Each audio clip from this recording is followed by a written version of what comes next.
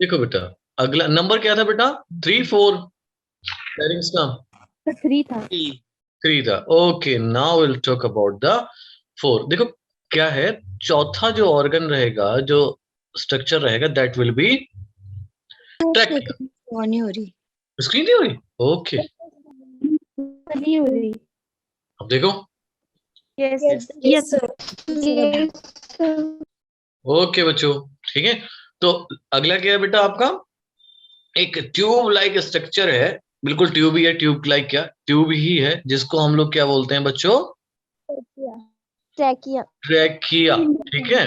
This tube is 10 to 12 centimetre long, है ना?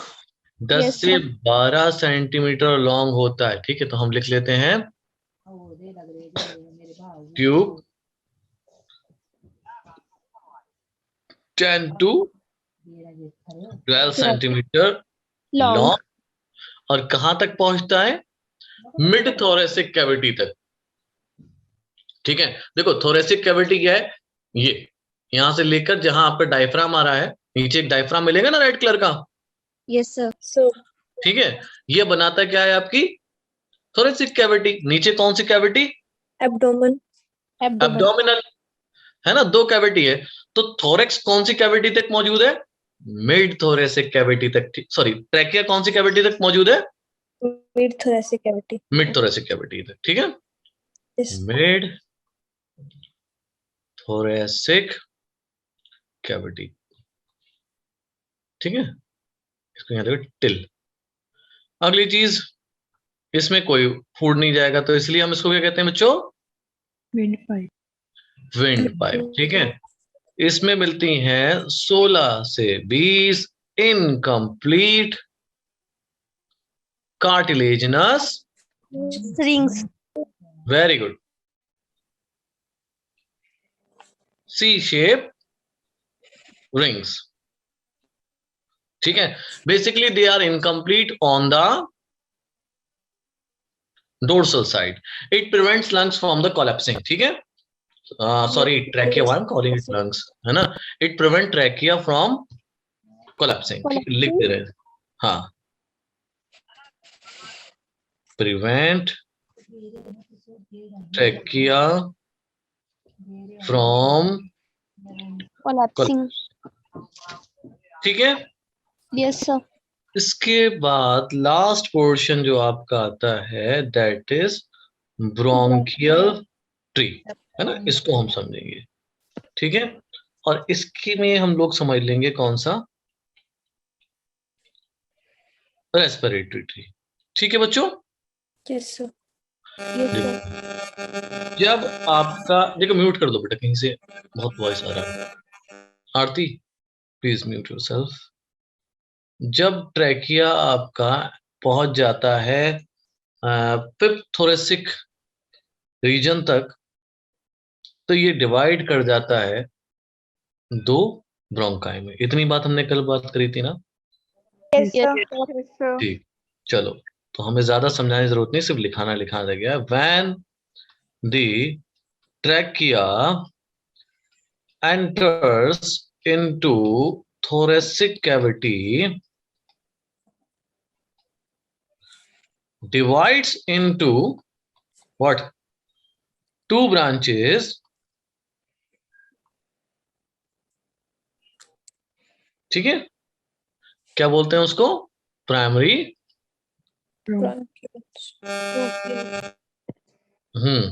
Bronchi and हाँ, कुछ भी बोल सकते हो।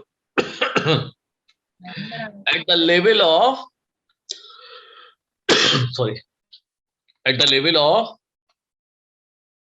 fifth thoracic vertebrae,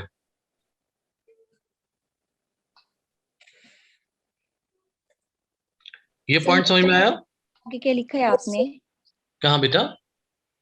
ये ऊपर 2 ब्रांचेस आगे प्राइमरी ब्रांचेस से पीछे called as C/A, called as K/A, known as, ठीक है।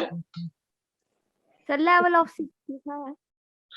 Level of fifth thoracic vertebra, मतलब जो आपके वर्टिबल कॉलम होती है उसका पांचवा जो थोरेसिक का हिस्सा होता है, वहां पर डिवाइड कर। वर्टिबल कॉलम पता है?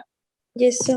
है ना, उसमें जो T12 होती है, T5 पे जाके क्या करेंगे, ये दो ब्रोंकस में डिवाइड हो जाएंगे, ठीक है। And the branches of primary bronchus divides up to terminal bronchiole, यही तो होता है, टर्मिनल ब्रोंकियल तक डिवाइड करती रहेंगी।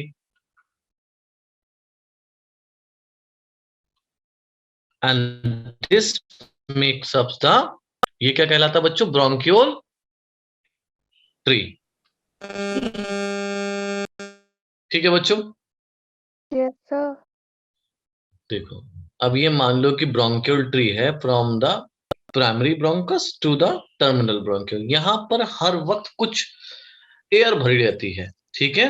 क्या भरी रहती है बेटा, एयर, जिसको हम लोग कहते हैं डेड स्पेस एयर और या डेड स्पेस वॉल्यूम, ठीक है। This air do not take participate या do not participate in exchange, ठीक है। गैसियस एक्सचेंज में वो पार्टिसिपेट नहीं करती। तो यहां हम लिखेंगे बड़ा ही important, volume of air filled in which, BT, BT मतलब ब्रोंकियोल ट्री, बीटी का मतलब क्या बच्चों, bronchiole tree is known as dead space volume. क्या कहते हैं बच्चों उसे, स्पेस वॉल्यूम। 150 ml और डू नॉट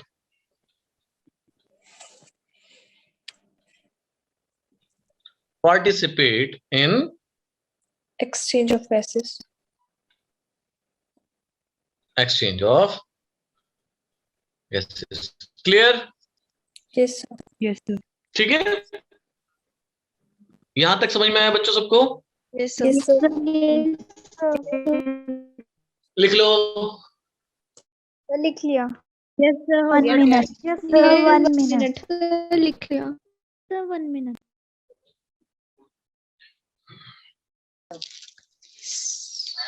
सर लिख लिया। बाकी बच्चे जिन्होंने नहीं लिखा वो भी लिख लो। हो गया सबका, यस सर। Yes, sir. चल ठीक है, ये तो हो गया आपका ब्रोंकियोल ट्री। आगे समझो, देखो जो टर्मिनल ब्रोंकियोल है वो डिवाइड होगा और क्या बनाएगा बेटा, रेस्पिरेटरी ब्रोंकियोल, ठीक है। और रेस्पिरेटरी ब्रोंकियोल की जो ब्रांचेस निकलेंगी उनसे क्या बनेगा, रेस्पिरेटरी ट्री। इतनी बात समझ में आई? Yes sir. हाँ है ना। देखो बच्चों, थोड़ा सा डायग्राम से और समझते हैं इसको, जिससे कि आपको परमानेंटली याद हो जाए, है ना। Yes, sir.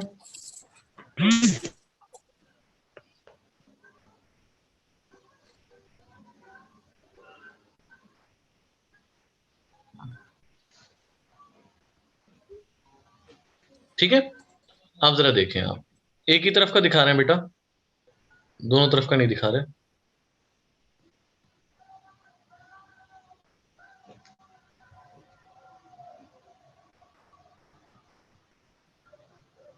ठीक है,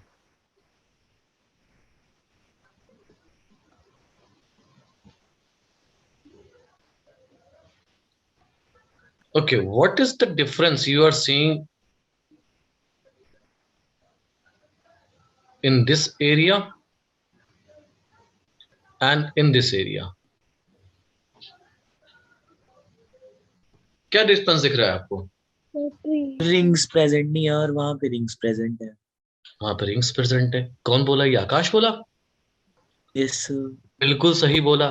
देखो क्या होगा, रेस्पिरेटरी ट्री में रिंग्स प्रेजेंट नहीं होंगे, बल्कि ब्रोंकियल ट्री में रिंग्स प्रेजेंट होते हैं। बात समझ में आ गई? तो पहले तो मैं ये लिख दूं, टर्मिनल ब्रोंकियोल, कौन सा ब्रोंकियोल बेटा, टर्मिनल ब्रोंकियोल डिवाइड करेगा, divide two form which bronchiole, Respiratory bronchiole. respiratory bronchiole, and they all together will form respiratory tree, ठीक है?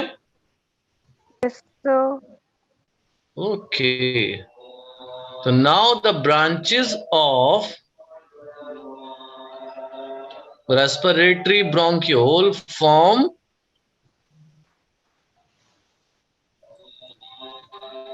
respiratory tree. No rings are present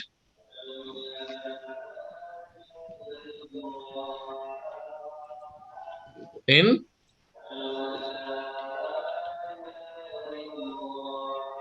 respiratory tree, ठीक है? Yes, sir. Yes. लिख लो बेटा, लिख लो।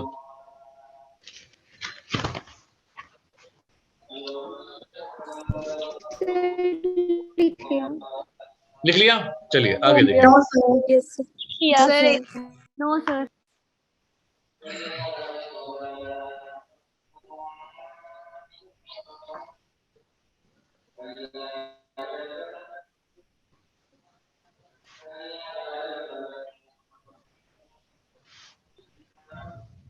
हो गया सर।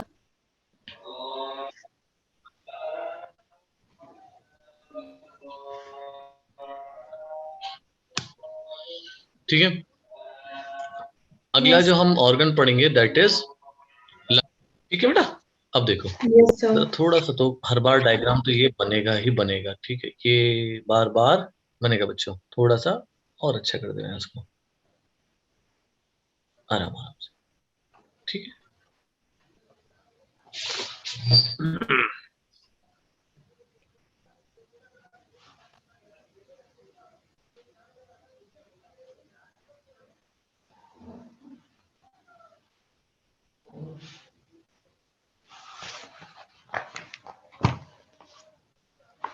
दिख रहा है आपको? Yes, sir. Yes. Yes, sir. sir. देखिए, हमारी बॉडी में एक पेयर होता है लंग्स का। कितना पेयर होता है बेटा? One Eight pair. One pair. कहाँ प्रेजेंट होते हैं? थोरेसिक कैविटी में। Cavity. लंग्स को आप देखेंगे तो ये आपके डबल मेम्ब्रेन से प्रोटेक्टेड होते हैं। कितनी मेम्ब्रेन से बच्चों? Double Double membrane. membrane. Very good. ये हमने बना दी दोनों लंग्स पे कितनी मेम्ब्रेन? 2। अब ये जो भाई आउटर वाली है इसको बोलते हैं पैराइटल, इनर वाली को हम लोग बोलते हैं Visceral. एक्सीलेंट, विसरल, दोनों को हम लोग बोलते हैं प्लूरल। Pleural membrane. क्या बोलते हैं बच्चों? Pleural membrane. Plural. हमें क्या दिख रहा है? दोनों मेम्ब्रेन के बीच में खाली जगह दिख रही है, इसको हमने कह दिया प्लूरल कैविटी। खाली जगह क्या बोलोगे? Pleural cavity. Pleural cavity. इस खाली जगह में एक फ्लूइड भरा होता है पूरे लंग्स में, ठीक है? इस फ्लूइड को हम लोग बोलते हैं Pleural fluid. Very good, plural fluid, ठीक है बेटा? अब क्या होता है, मेनली इसका काम ये होता है कि लंग्स के सरफेस पे फ्रिक्शन को कम करना, Reduce करना. रिड्यूस करना, वरना लंग्स की वॉल खराब हो जाएंगी, ठीक है? बहुत ही इंपॉर्टेंट होता है। चलिए, अब क्या होता है, मान लीजिए किसी को कोई बैक्टीरियल इन्फेक्शन हो गया, किसी का भी कोई इन्फेक्शन हो गया, ठीक है? यूजुअली बैक्टीरियल इन्फेक्शन से तब क्या होता है कि ये जो फ्लूइड है ये क्या होता है? बढ़ जाता है। क्या बढ़ जाता है बच्चों? फ्लूइड। फ्लूइड। तो इंक्रीज इन प्लूरल फ्लूइड, ठीक है? Due to which infection? Bacterial infection, ठीक है? अब क्या होगा, जब ये फ्लूइड बढ़ेगा तो यहाँ स्वेलिंग आ जाएगी। क्या आ जाएगी बच्चों? स्वेलिंग आ जाएगी। जब लंग के वॉल पे स्वेलिंग आएगी तो आपको क्या होगा? Difficulty in breathing. उस कंडीशन को हम लोग कहते हैं रिजल्ट इन डिस्पोनिया। क्या बोलते हैं बच्चों? डिस्पोनिया, ठीक है? Dysphonia. वेरी गुड, समझ में आया? Yes, sir. Yes, sir. और पूरी डिजीज को बोला जाता है, जब भाई कंडीशन क्या है? डिस्पोनिया, ठीक है? जैसे कि फॉर एग्जांपल मैं बताऊं, किसी को फ्रीक्वेंट यूरिनेशन हो रहा है, ठीक है? फ्रीक्वेंट यूरिनेशन हो रहा है, बार बार यूरिन के लिए जा रहा है, वो एक कंडीशन हो गई। उस डिजीज को क्या बोलोगे वो बात अलग है। उसी तरीके से ये जो डिजीज है जिसमें क्या होता है, bacterial infection in the lungs, plural fluid, ठीक है, लंग्स, और जिसकी वजह से इंक्रीज क्या हो जाता है, प्लूरल फ्लूइड, इसको कहते हैं प्लूरल एफ्यूजन डिजीज। प्लूरल नहीं, अगर नहीं याद रहे कोई दिक्कत नहीं, डिस्पोनिया भी याद रखोगे तब भी काम चल जाएगा, ठीक है। मुझे Yes, उम्मीद sir. है कि आप लोग याद रख लेंगे इसको, प्लूरल एफ्यूजन डिजीज। कोई दिक्कत किसी को बच्चों? No, sir. सर इसको लिख बता दो लेते एक हैं। बार फिर से। किसको बच्चा? सर ये प्लूरल इन्फेक्शन को। यस देखो सर। होता क्या है कि बच्चे आपके बैक्टीरियल इन्फेक्शन हो गया, ठीक है, वो इन्फेक्शन क्या काम करता है, इस फ्लूइड को इंक्रीज कर देता है। कौन से फ्लूइड को बेटा? Pleural fluid. Pleural fluid. इसकी वजह से एक प्रॉब्लम आती है जिसको हम लोग कहते हैं डिफिकल्टी इन ब्रीदिंग, और उसका शॉर्ट में नाम दिया है हमने डिस्पोनिया, ठीक है। वैसे इसको डिस्पोनिया एक कंडीशन क्रिएट होती है इसमें, मगर डिजीज क्या कहलाती है आपकी? ये pleural effusion disease. Clear? Disease. Yes. अभी क्लियर है सर आकाश? जब इन्फेक्शन होता है ना तो दोनों लंग्स में इकट्ठा ही हो जाता है कि मतलब एक एक करके? बिल्कुल, नहीं, ब्रोंकाइटिस के केस में यूजुअली पूरे लंग्स में एक साथ हो सकता है, मगर ये है कि बैक्टीरिया आपके डिवाइड कहाँ कर रहा है। देखो आपका एक्यूमुलेट कहाँ पर हुआ, मेन तो वो है ना, किस जगह पे जाके एक्यूमुलेट हुआ है वो। Yes, अब sir. ऐसा तो ये भी कंडीशन है कि दोनों तरफ ही हो गया हो, तो इनहेल करा, कुछ बैक्टीरिया इस लंग्स में चले गए, कुछ बैक्टीरिया इस लंग्स में चले गए, या फिर ऐसा हुआ कुछ बैक्टीरिया यहाँ पर गए हो देन वो आपके इस लंग्स में चले गए हो। डिपेंड करता है पैथोजेनिसिटी पे। बात समझ में आ रही है कि पैथोजेनिसिटी क्या है, उस पर डिपेंड करेगा कि इन्फेक्शन कितना फैला है कितना नहीं। ठीक है बेटा? Yes, sir. चलो अभी आप देखेंगे कि भाई जो राइट लंग होता है is larger than Left. left lung, and the left lung, right lung is divided into three lobes, 1 2 3, and the left lung is divided into Two lobes. Two lobes. two lobes. Okay बेटा, तो this थोड़ा सा सही करेंगे, diagram थोड़ा सा और ठीक करेंगे, इस तरीके से इसको मिटाएंगे, फिजर है हमारे ये। एक फिजर ऐसे लगाएंगे और एक फिजर ऐसे लगाएंगे। अब हो गया 1 2 3, 2 वाला हटेगा। चलिए ठीक है, और एक फिजर ये हो गया। अब सही है, अभी भी 3 ही है। मुझे मैंने इसको इसलिए करा क्योंकि यहां पर मुझे आपको फिजर के नाम लिखाने हैं जिससे कि ये लोब्स बने। ठीक है, ये जो फिजर है इसको हम लोग कहते हैं हॉरिजॉन्टल फिजर। इस फिजर को क्या नाम दिया मैंने? हॉरिजॉन्टल। Horizontal fissure. ठीक है, और इसको मैंने नाम दिया Oblique. ऑब्लिक फिजर। ठीक है, सिमिलरली यहां पर भी क्या होगा? Oblique fissure. Clear Yes, sir. है ना? तो ये पोजीशन जो होती है लंग्स की कहलाती है उसकी एपेक्स, चोटी।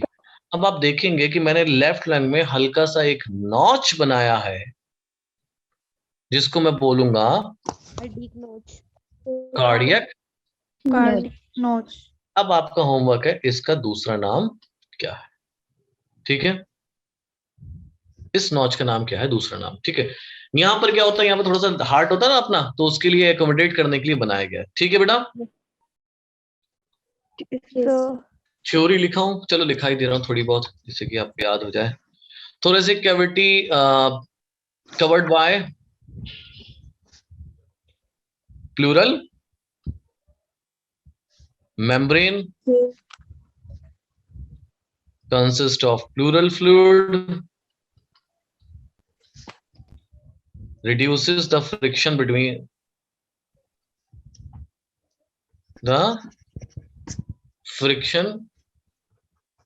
on the lung surface. ठीक है, right lung is larger, have how many lobes? 3 lobes. Three lobes. And left is 2 lobes. smaller with 2 lobes. 2 lobes. ठीक है बेटा, चलो लिख लो।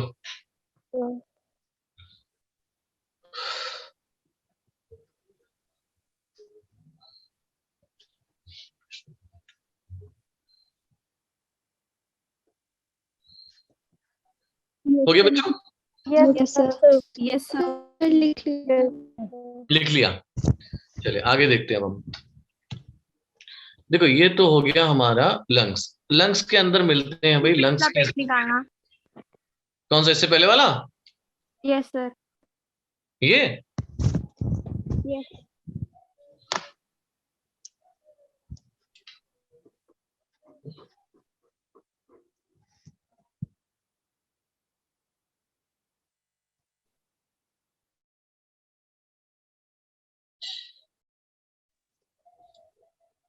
Yes, sir. हो गया। चलिए अब समझें आप। देखिए लंग्स के पास एक स्ट्रक्चर पाया जाता है जिसका नाम है एल्वियोलाई। क्या नाम है बच्चों? एल्वियोलाई। इसको हम लोग बोलते हैं बेटा structural and functional unit of Respiration. Lungs. ठीक है बेटा, Yes, इतनी sir. बात समझ में आई? Yes, चलिए sir. Sir. दोनों लंग्स को मिला के आपके पास करीब करीब 300 मिलियन एल्वियोलाई होते हैं। कितने होते हैं बेटा? 300 million. 300 million alveoli in both lungs. ठीक है, अब हम ड्रॉ करते हैं।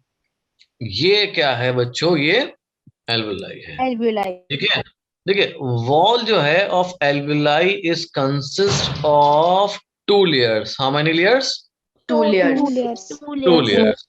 This outer layer is made up of yellow fibrous connective tissue and the inner one is made up of squamous epithelium. Okay, Yes, sir. Yes, sir. inner one is made up of squamous epithelium and this squamous epithelium consists of 2 type of cell known as pneumocytes first and pneumocyte second. कितने type के cell मिल जाएंगे बेटा? Pneumocyte first और pneumocyte second. ठीक है, अब इधर मैं लिख दूं यहाँ पे wall of alveoli has how many layer? 2 layers. ठीक है, आउटर YFCT, बात समझ में आ गई? Yes, sir. And inner squamous epithelium. ठीक है, इनर क्या है बच्चों? Squamous epithelium. हाँ, squamous epithelium. This squamous epithelium consists of 2 type of cells. 2 types of cell. Very important point. ठीक है बच्चों, ध्यान से सुनेंगे सब। ठीक, पहला जो सेल है उसका नाम क्या है? Pneumocytes Pneumocytes 1. फर्स्ट। देखो मेन काम क्या है बच्चों एल्वियोलाई का?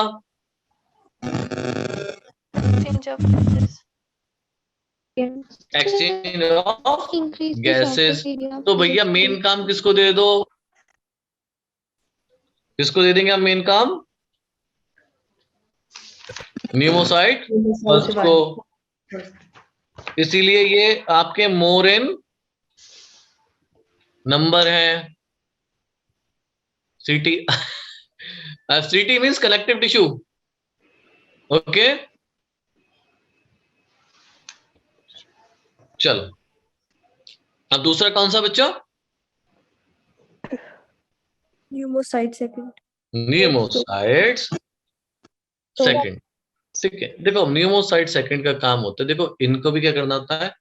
Expand and contract. तो क्या इनका भी डर होता है कि क्या ना हो जाए, ये कोलैप्स ना हो जाए। ठीक है, तो ये न्यूमोसाइट सेकंड क्या करता है? ये सिक्रीट करता है ए फॉस्फोलिपिड, कैसे क्रिएट करेगा बच्चों ये? फॉस्फोलिपिड। फॉस्फोलिपिड, ठीक है, जिसका नाम है बच्चा, क्या लिखा मैंने ये? Lecithin, Lecithin. ठीक है, and this will prevent the alveoli from collapsing, ठीक है। Yes.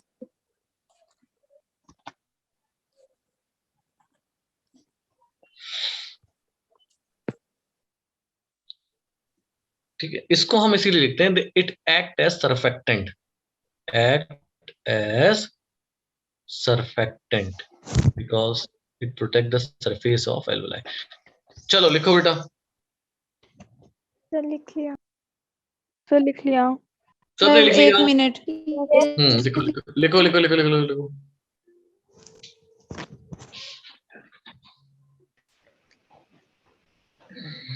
लास्ट वर्ड क्या है?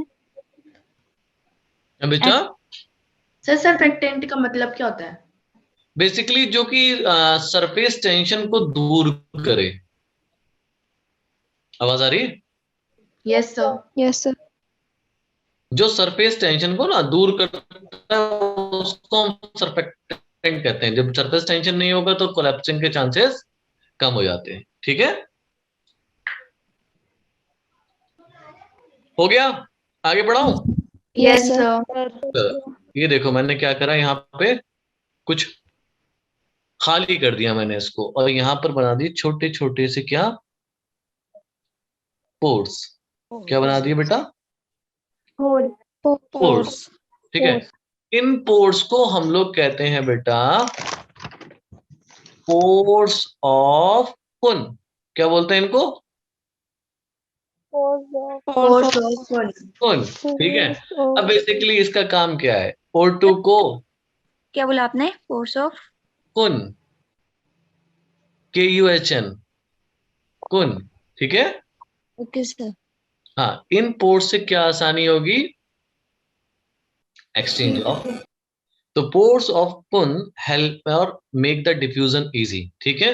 लिख दे रहे हैं यहाँ, ठीक है, यहाँ पे लिखते हैं स्टार मार्क करके, पोर्स ऑफ कुन मेक द डिफ्यूजन इजी, ठीक है बच्चों। Yes sir. लिख लो।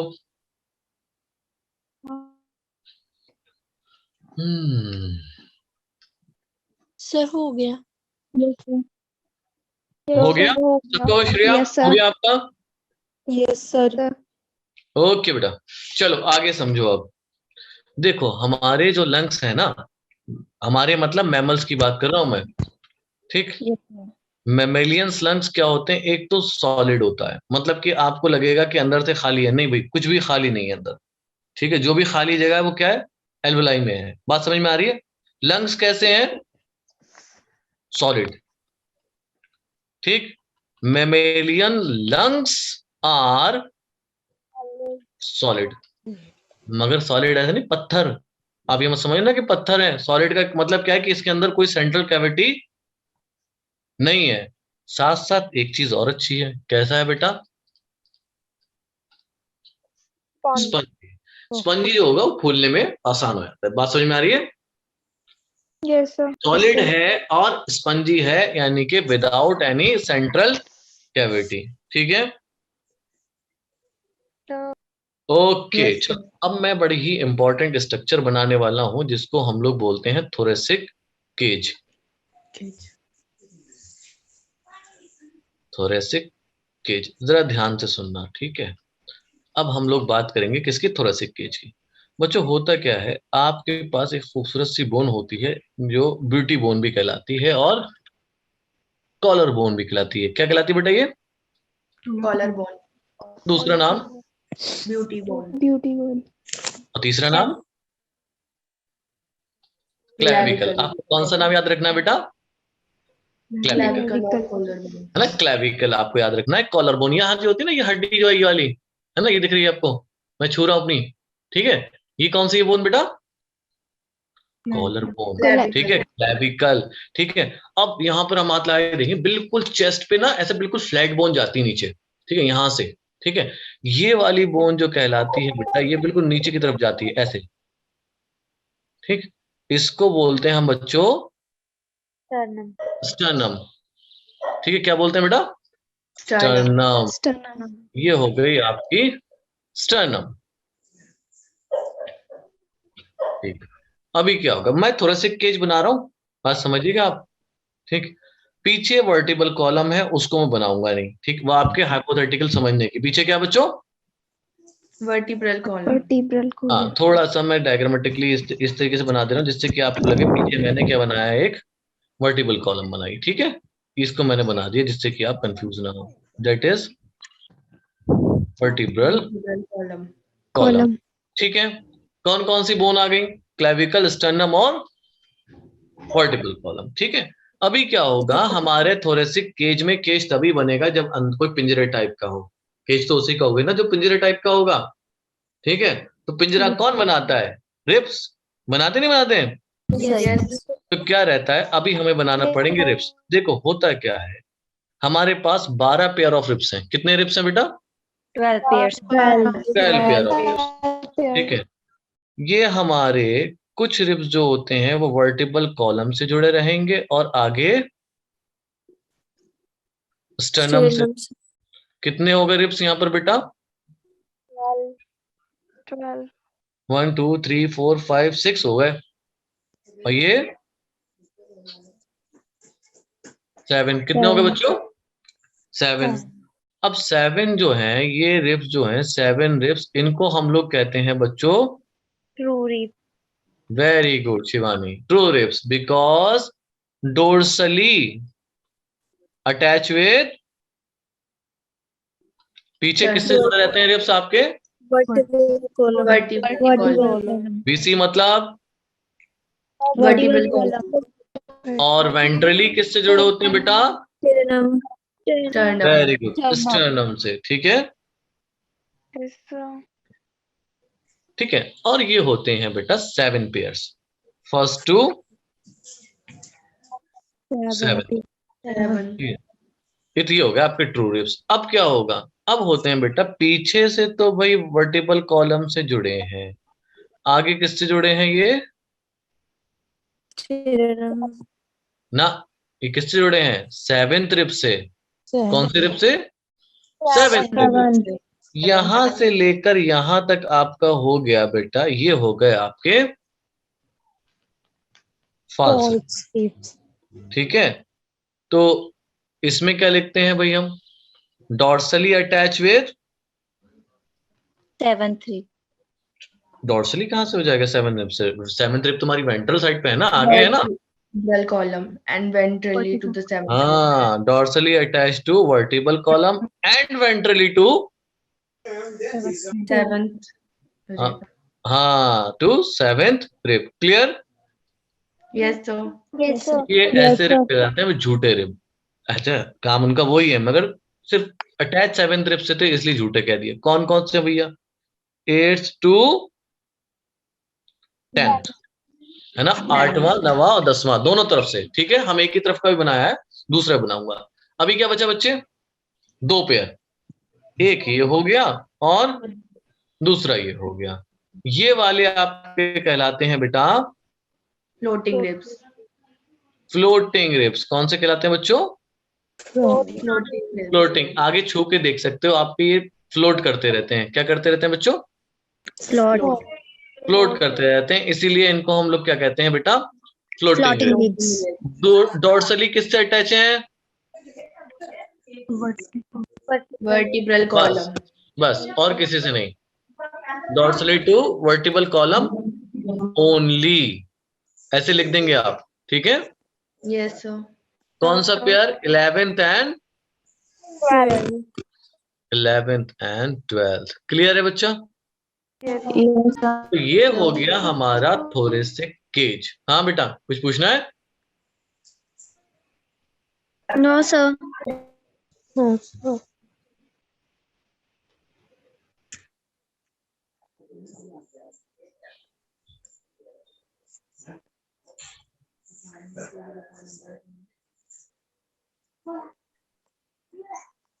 ठीक है, बन गया अपना बढ़िया सा थोरेसिक केज।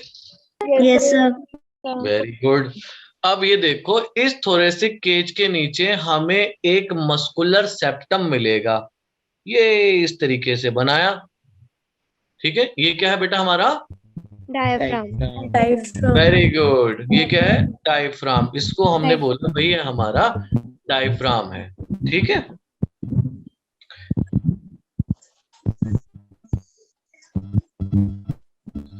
ठीक। Yes. अब हम लिख लेते हैं इसमें डायफ्राम में। भैया क्या है बच्चों ये? This is muscular septum. ये सिर्फ और सिर्फ मैमल्स और क्रोकोडाइल में मिलता है, बाकी किसी में नहीं मिलेगा। किसमें मिलता है बच्चों ये? Mammals and Mammals and crocodile. हाँ, मैमल्स एंड क्रोकोडाइल, बाकी किसी में नहीं मिलता है। कैरेक्टरिस्टिक फीचर है मैमल्स और क्रोकोडाइल का। ठीक है, अब इसी की वजह से हमारे पास कितनी कैविटी आती हैं? 2। ऊपर वाली कैविटी कौन सी? thoracic Thorax. हाँ, थोरेसिक कैविटी। और नीचे वाली Abdominal cavity. Abdominal cavity. ठीक है बच्चों, Yes, sir. ये हो गई हमारी एब्डोमिनल कैविटी। कोई दिक्कत किसी को बेटा? No, sir. No, sir. देखो, No, sir. आप जरा एक और पॉइंट बता रहा हूं। देखो, हमारे जो डायफ्राम है इनके पास बहुत ही इंपॉर्टेंट मसल होती है, जिनको हम लोग बोलते हैं रेडियल मसल। कौन सी मसल? Radial. Radial muscle. हाँ, रेडियल मसल। ये है हमारी रेडियल मसल। अभी हम इसका काम बताएंगे रेडियल मसल का क्या है। ये हो गया हमारा थोरेसिक केज। बना लो बेटा जिनका नहीं बना है।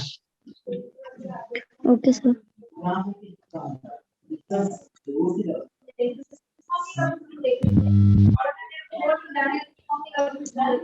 सर डायफ्राम को ही रेडियल मसल बोलते हैं। नहीं नहीं, रेडियल मसल प्रेजेंट होती है ना डायफ्राम में। Yes sir. पीले रंग के मैंने दिखाया ना, उस पे धागे धागे से। Yes, sir. हो गया सबका? Yes, sir. चलो देखो बच्चे, अब जरा दूसरी चीज पढ़ेंगे हम। इसी डायग्राम में पढ़ेंगे, हमें इसी डायग्राम में बहुत कुछ समझना है। रेडियल मसल के बारे में समझते हैं। देखो बच्चों, जब रेडियल मसल कॉन्ट्रैक्ट करती हैं तो आपका जो डायफ्राम है, ठीक है, वो कैसा हो जाता है बेटा? फ्लैट। Flat. डायफ्राम कैसा हो जाएगा? फ्लैट। पहले कैसा था? Dome shape. फिर कैसा हो जाता है? Flat. फ्लैट। अभी जरा एक चीज समझना, मैं बार बार समझाऊंगा इस बात को। इसको समझ लिया तो mechanism of breathing will become very easy. By the contraction of radial muscle, the diaphragm will become flat. Okay. So we will talk about the thoracic volume. अब किसके बारे में बात करेंगे बच्चों हम? Thoracic volume. Thoracic volume के बारे में। देखो, जो thoracic cavity होगी उसका वॉल्यूम क्या कहलाएगा? thoracic volume. ठीक है, मान लीजिए thoracic वॉल्यूम यहां से लेकर यहां तक और यहां से लेकर यहां तक है। इतनी बात समझ में आ रही है? थोड़ा और चौड़ा दिखा दिया, हम यहां से लेकर यहां तक मान ले रहे हैं। ये क्या है? यानी कि इतनी जगह है ईयर के अंदर आने के लिए। इतनी बात समझ में आई? अभी इसके अंदर हम लोग क्या दिखा दें? ये क्या दिखाया बेटा हमने? So lungs. Yes, lungs. हम लंग्स दिखाए हैं। ठीक है, अब एक बात बताइए। ठीक है, अब मैं क्या कर रहा हूं, नीचे डायफ्राम को रेडियल मसल्स के द्वारा क्या कर दिया मैंने? Flat. कॉन्ट्रैक्ट करा दिया, फ्लैट बना दिया। इतना बात समझ में आई? Yes, sir. Yes, sir. मुझे बताओ, क्या थोरेसिक वॉल्यूम बढ़ गई? Yes, sir. Yes, sir. हाँ या ना? बढ़ी ना बच्चों? Yes sir. हाँ, चलिए, तो एक बात हमारी ये समझ में आ गई भाई, जब डायफ्राम कॉन्ट्रैक्ट करेगा तो थोरेसिक वॉल्यूम बढ़ जाएगा. बढ़ जाएगी। ठीक है, इतनी बात समझ में आती है? Yes, sir. चलिए, यस सर। तो एक पॉइंट हमारा ये क्लियर हो गया कि भाई अगर थोरेसिक वॉल्यूम इंक्रीज करनी है तो डायफ्राम को कॉन्ट्रैक्ट करना पड़ेगा। दूसरी चीज मैं बनाने जा रहा हूं, very important, that is intercostal muscle. ठीक है, देखो बच्चों, होता क्या है, आपके जो चेस्ट है, जो रिब्स हैं इन पे लगे होते हैं मसल्स, ये मैंने बनाए, ठीक है। इन मसल को हम लोग बोलते हैं बेटा इंटरकोस्टल मसल्स। मसल। क्या बोलते हैं बेटा इनको? Intercostal muscles. Muscles. Intercostal muscle. अब जरा मुझे बताना, मेरी फिंगर्स आपको दिख रही हैं? फिंगर्स दिख रही हैं बेटा? Yes sir. ये मान लेते हैं हमारे हमारे दो रिब्स हैं, ये क्या है? दो रिब्स है ना, सारे रिब्स ऐसे ही होंगे नीचे आगे। अब मैंने क्या करा, इसके ऊपर ऊपर क्या लगाई बेटा? एक इंटरकोस्टल मसल, ठीक है। इस मसल को मैंने कह दिया एक्सटर्नल इंटरकोस्टल मसल। क्या कहा बच्चों? External internal coastal muscle. अब मैंने कुछ कोस्टल मसल रिब्स के अंदर लगाई, ये क्या हो गई? Internal intercostal muscles. Very good. तो इंटरकोस्टल मसल आपकी रिब्स में दोनों जगह मौजूद होती हैं, इंटरनली भी और एक्सटर्नली भी। एक्सटर्नली भी। अच्छा एक बात बताओ कि अगर इंस्पायर करो, जरा थोड़ा सा इंस्पायर करो बच्चों, और मुझे बताओ आपके रिब्स किस तरफ गया, अंदर की तरफ या बाहर की तरफ? सर बाहर की तरफ। बाहर की तरफ, आउटवर्ड। Yes, sir. स्टर्नम कहाँ गया?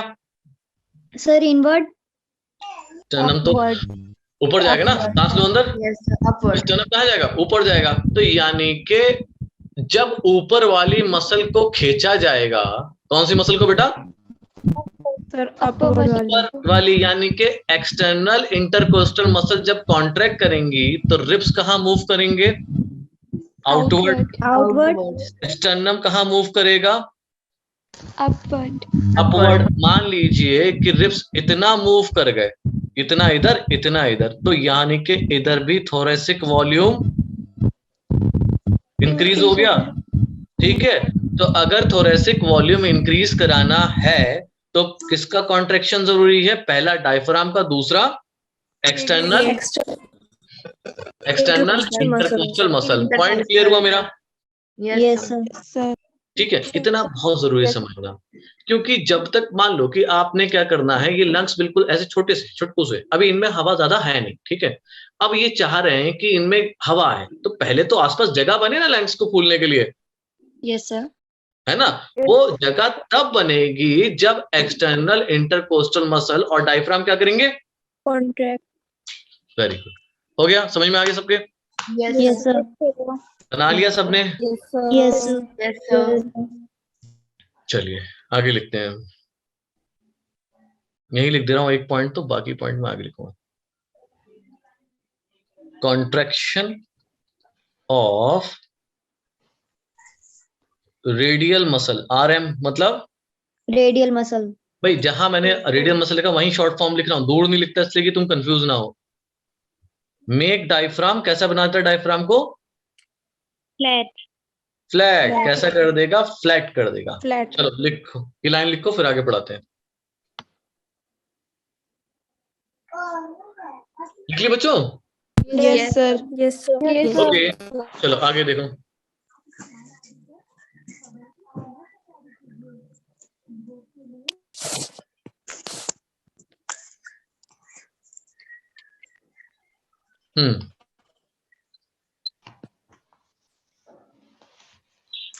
चलिए देखो बेटा, अब मैं आपको लिखाने वाला हूं इंटरकोस्टल मसल, ठीक है। इंटरकोस्टल मसल्स कितने टाइप की हैं? The ribs are covered by two muscle, externally and internally by the intercostal muscle. तो हम लिखते हैं ribs are covered by intercostal muscle. किससे कवर होती हैं? Intercostal muscle. इंटरकोस्टल मसल से। पहली हमारी बाहर पे जो पाई जाएगी एक्सटर्नल एक्सटर्नल इंटरकोस्टल मसल, और जो अंदर पाई जाएगी बच्चे इंटरनल इंटरकोस्टल मसल। ठीक है, कोई दिक्कत? No sir. जगर बंद। Megha mute yourself. चलो अब मैं आपको अगला टॉपिक बताने वाला हूं, that is mechanism of breathing. Breathing का मैकेनिज्म क्या है, इसमें पहला पॉइंट जो नीट के लिए है वो आपको समझना जरूरी है। देखो बच्चों कि ब्रीदिंग में दो स्टेजेस आती हैं, एक होता है बेटा inspiration, and expiration. Inhaling and exhaling. Inspiration and expiration. Expiration. ठीक है, देखिए अगर बाहर प्रेशर ज्यादा है हवा का, ठीक है, और अंदर प्रेशर है हवा का कम, ध्यान से सुनना, यानी कि इंस्पिरेशन के लिए पहली कंडीशन क्या होनी चाहिए कि atmospheric pressure much be more than the intrapulmonary pressure. ठीक है, अगर है तभी क्या होगा, इंस्पिरेशन होगा। ये बात मैं अभी और आगे समझा दूंगा, पहले मैं एक चीज में समझाऊं वो आपको, ये दिमाग में रखना जो मैंने बोला, ठीक है बेटा? Yes, sir. ठीक है, अब जरा समझेंगे भाई, हम सांस लेते हैं ना तो हमारी सांस फ्री की नहीं है। क्या नहीं है बच्चों? फ्री की नहीं। हाँ, नहीं है। क्यों? क्योंकि इसमें लग जाती है क्या बेटा, एटीपी, इसीलिए क्या हो जाता है बच्चों, ये active process. Active process. process. जहां एटीपी खर्च हो रहा है इसका मतलब फ्री तो नहीं हो रहा ना ये काम। ठीक है, Yes, sir. चलिए अगली बात क्या है कि भाई इसमें लगते हैं कितने, 2 सेकंड्स। कितने सेकंड्स लगेंगे? 2 Sir, 2 seconds. तीसरी बात क्या है, देखो बच्चों, इंस्पिरेशन के लिए लंग्स को चाहिए जगह। ठीक है, जैसे कि मैं मान लो कि यहाँ पर ये 2 लंग्स बनाए मैंने छोटे छोटे से, ठीक है, और इनके ऊपर बना दिया थोड़ा इस तरीके से, देखो ये क्या है, Lungs.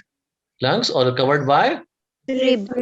Ribs and sternum. ठीक है, ठीक, और यहाँ पर नीचे क्या है बेटा, Diaphragm. ठीक है।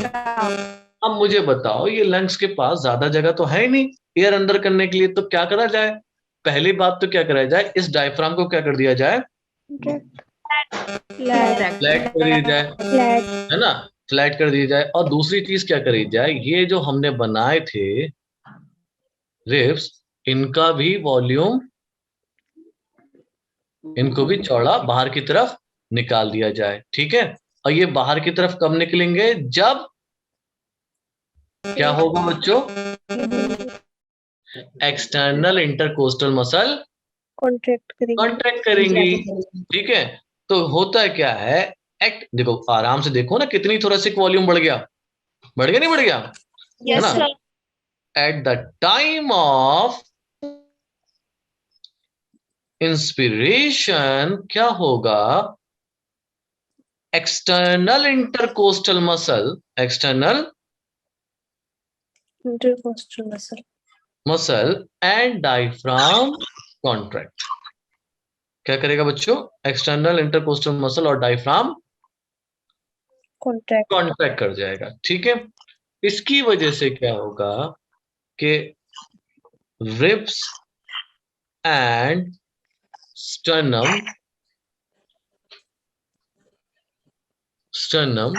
moves, बेटा आवाज आ रही है, बेटा म्यूट करो, जहां से आवाज आती है वहां म्यूट कर ले, outward and upward respectively,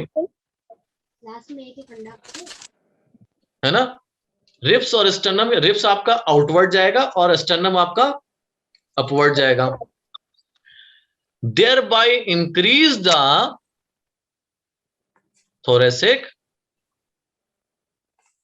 volume। ठीक है बच्चों, क्या इंक्रीज हो जाता है बेटा, Thoracic volume. thoracic volume. अब जो प्रेशर था, देखिए लंग्स पे एक यहाँ पर जो होता है, एक प्लूरल फ्लूइड क्या कम कर रहा होता है, लंग्स पे प्रेशर पड़ रहा होता है, जगह ही नहीं होती। ठीक है ना? तो जब ये जगह बन जाती है तो लंग्स पे प्रेशर कम हो जाता है। ठीक है, लंग्स पे प्रेशर कम हो जाता है, तो अब लंग्स क्या करता है, बाहर की एयर को अंदर लेना शुरू कर देता है। क्लियर बात हो गई? कोई दिक्कत किसी को? Yes, sir. सर दोबारा समझा No, sir. देखो बेटा, Sir, repeat कर दो. मैं रिपीट कर रहा हूँ, ये समझ में आ गया, जो स्टर्नम वगैरह, Yes, sir. Yes, Yes, sir.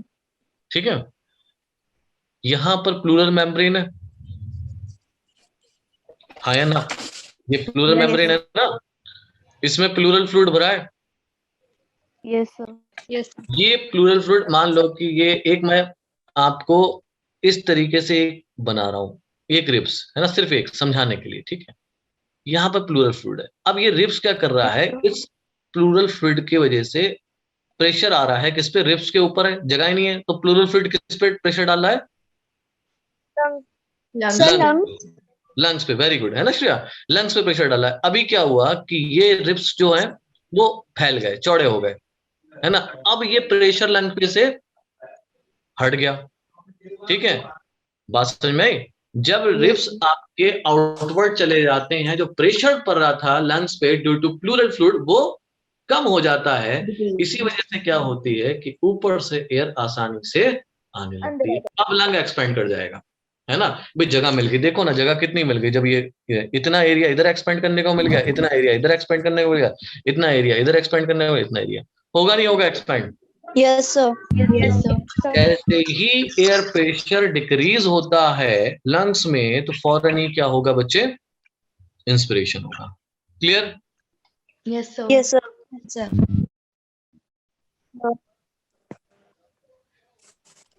Pressure on the lungs decreases and air rushes into lungs. लिख लो बेटा, लिख लिया। लिख लिया? Yes, sir. Yes, sir. चलो Yes, sir. आगे समझो। अब मान लीजिए, यही समझा रहा हूं, लिखाऊंगा आगे, ठीक है। अगर मान लीजिए एक्सपायरेशन करना हो, ठीक है, लंग्स में से हवा बाहर निकालनी है, ठीक है, तो क्या करा जाए, वापस से डायफ्राम को क्या कर दें हम, डोम शेप। वापस Yes. से जो रिब्स हैं वापस से उनको उसी शेप में ले आए। अब लंग्स मजबूर हो जाएगा पिचकने के लिए, हाँ या ना? Yes, Yes, sir. sir. Yes, sir. है ना। जब नीचे से डायफ्राम डोम शेप का होगा तो लंग्स के लिए थोरेसिक वॉल्यूम कम। जब इधर कम। से रिब्स अंदर आएंगे, इधर से रिब्स अंदर आएंगे, तब फिर से थोरेसिक वॉल्यूम कम, ठीक है। तो लंग्स क्या करेगा, भाई अब मैं इतनी एयर नहीं रख सकता, तो जितनी एयर उसको रखनी चाहिए थी वो रखेगा, बाकी एयर बाहर। बाहर। तो ध्यान रखना एक पॉइंट कि भाई जब इंस्पिरेशन होता है इसमें तो कॉन्ट्रैक्शन होगा मसल का, ठीक है, पर एक्सपायरेशन में किसी भी मसल का कॉन्ट्रैक्शन नहीं होगा। नहीं होगा, ठीक है। ये हाँ, ये पॉइंट आपको याद रखना है, ठीक है। तो यहां पर एक और चीज लिखा दूं, इंक्रीज इन थोरेसिक वॉल्यूम, ठीक है। चलो आगे, ये लिख लिया ना बेटा सबने? Yes, sir. Yes. Yes, sir. ठीक है। अगला टॉपिक है आपका एक्सपिरेशन।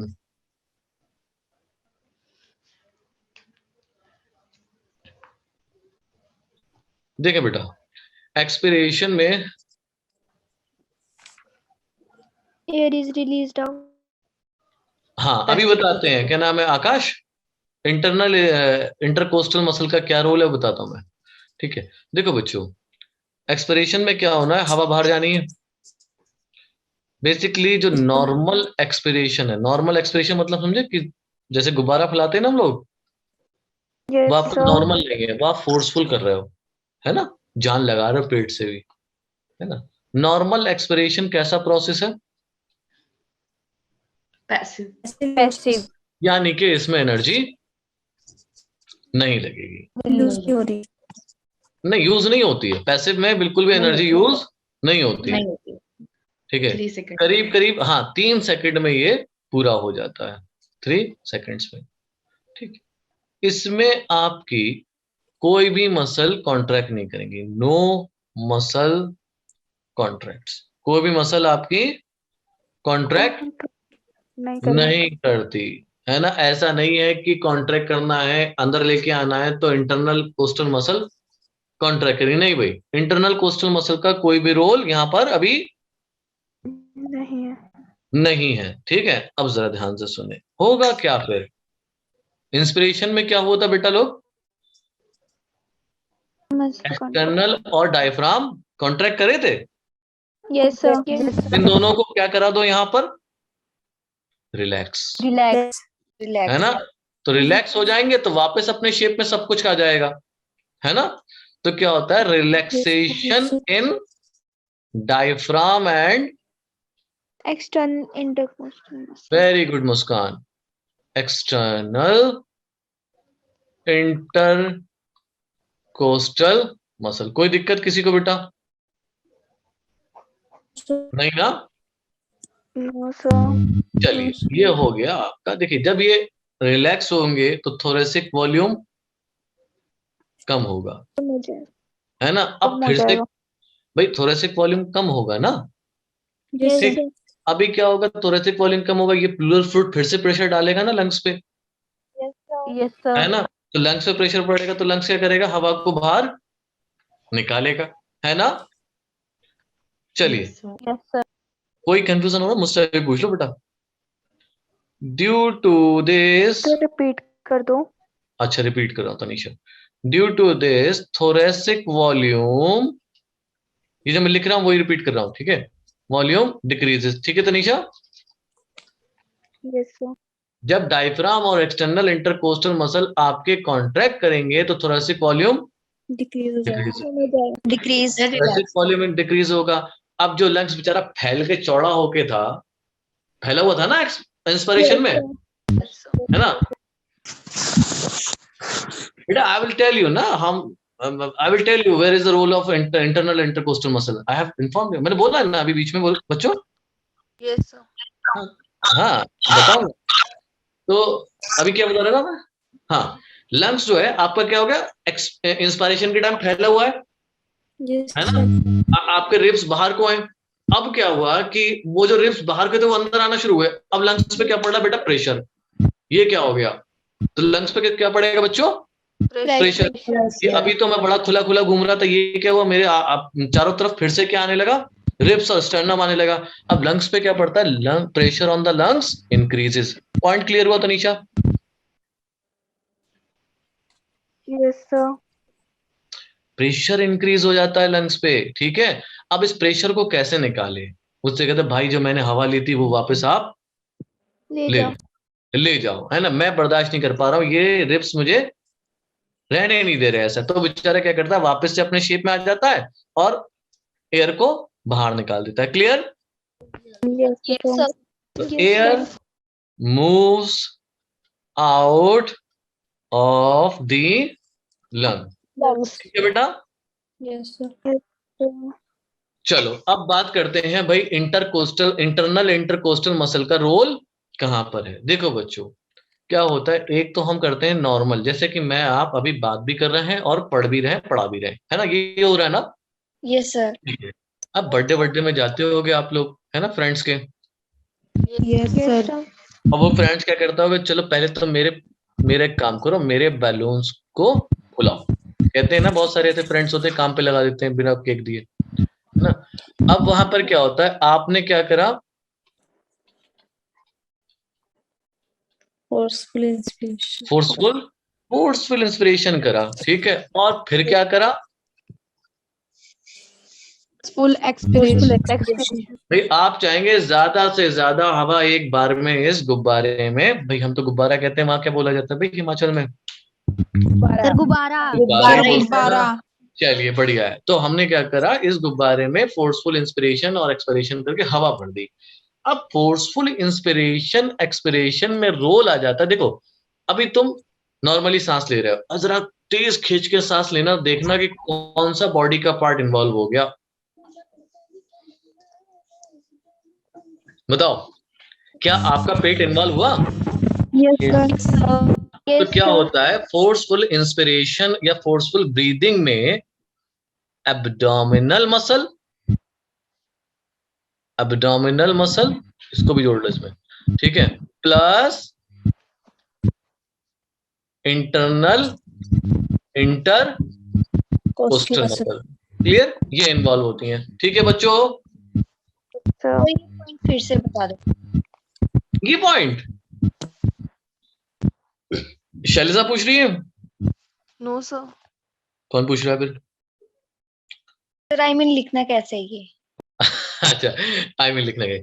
मैं ये कह रहा हूँ कि बेटा फोर्सफुल ब्रीदिंग में जब आप जान लगा के ब्रीथ करते हो ना, तो आपकी एक तो पेट की मसल इन्वॉल्व होती है उसमें, ठीक है, Yes, जिसको हम लोग क्या कहते हैं बेटा? आकांक्षा, एब्डोमिनल मसल, ठीक है।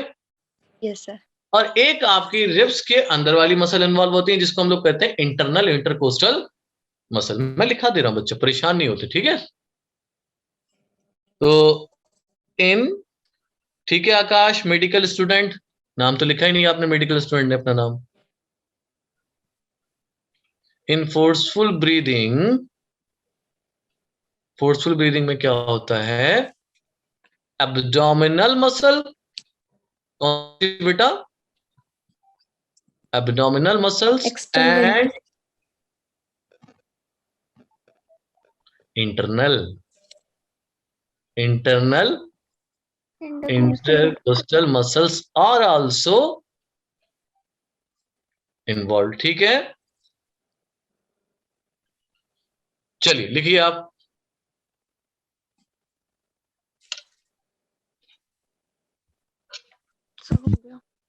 हो गया सब? यस सबको क्लियर है बेटा? Yes, sir. Yes sir. कोई दिक्कत तो नहीं किसी को बच्चे? No, No, sir. No, sir. चलिए अब एक क्वेश्चन ले लें आप लोग, उसके बाद छुट्टी कर दूंगा मैं। क्वेश्चन नंबर 1, ठीक सर है। 1 मिनट पिछला पेज निकाल दो।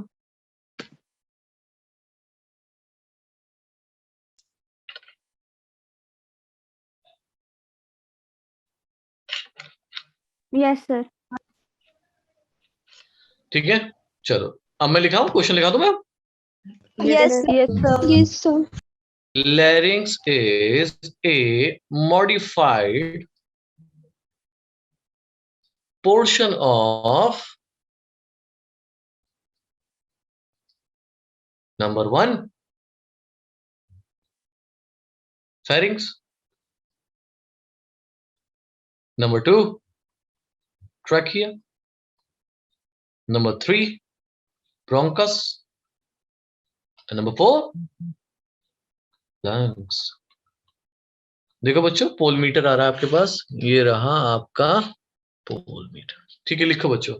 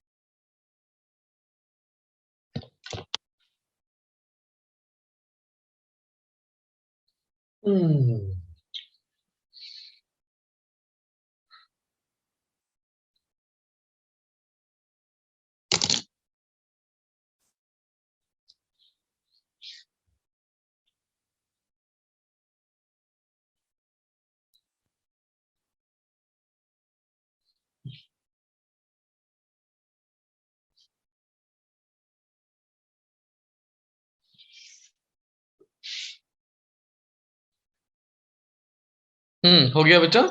Yes sir. Yes, sir. Yes sir. चलिए, आंसर क्या लिखा आपने? Trachea. Trachea. Okay, trachea is the correct answer. I know most of them will be confused with the pharynx, है ना? So it is not the pharynx, it is the trachea. Clear? चलो बच्चों, याद हो जाएगा अभी, अगर नहीं मालूम होगा तो याद रहेगा, ठीक है बच्चा। बस लास्ट क्वेश्चन और देख लें।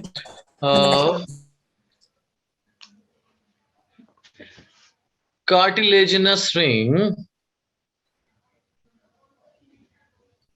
are incomplete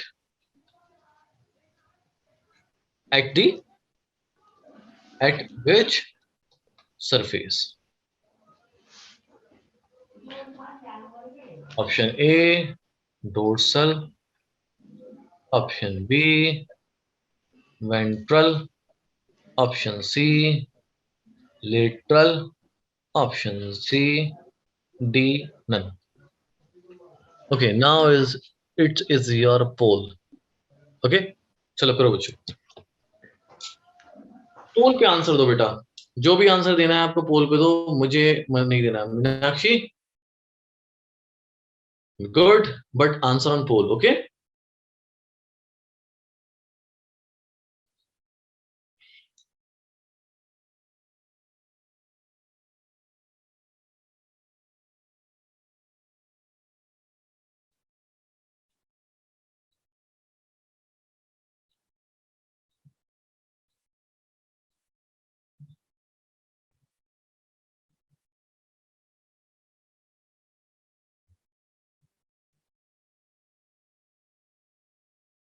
हाँ बेटे, चलो 15 सेकंड और ले लो।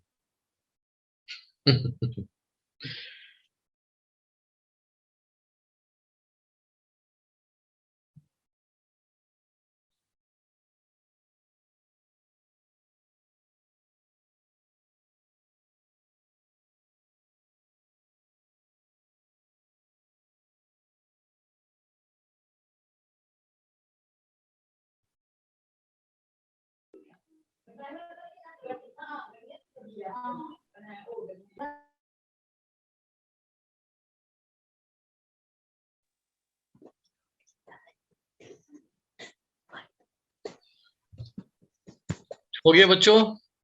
Have ended the. Yes, sir. क्या आंसर है बच्चों? Option A.